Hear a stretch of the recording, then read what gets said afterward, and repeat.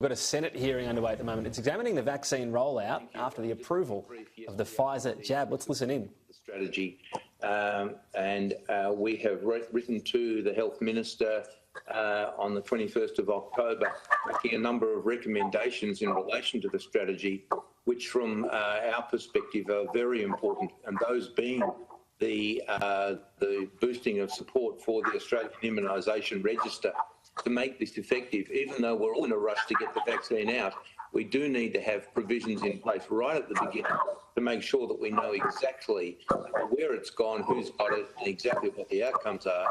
And as I've already said, I'd like to expand the AusVac safety surveillance system to make sure that there's good linkage with other health data sets, identifying what the impact of these particular vaccines are in our setting. Thank you. Can I just follow that? Can I just quickly follow one of the points up? When you mention the register, have you got concerns that that's not going to be up and running and being used from the beginning? I'm not at the present time completely sure exactly where the register is and what its capability is.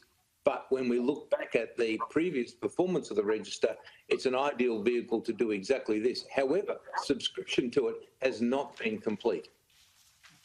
Okay, thank you. Can I just remind people if they have their microphone muted when they're not speaking? Okay, thank you. Can I go to the AMA now? Oops, that was probably me that wasn't muted. I apologise. No problem. The AMA is generally comfortable with the vaccine rollout strategy in terms of procurement, prioritisation, and of course the logistics of rollout.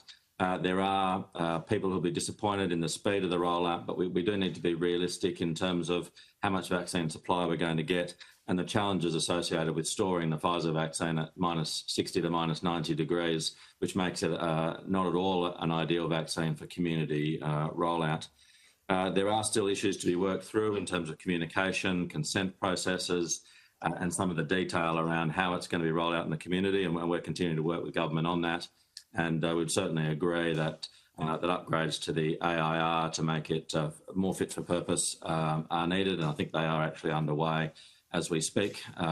We don't have timing as to when the technology that is being developed will be ready for use, but given that we also don't have timing on the vaccine rollout, we don't see that as a major barrier at this stage.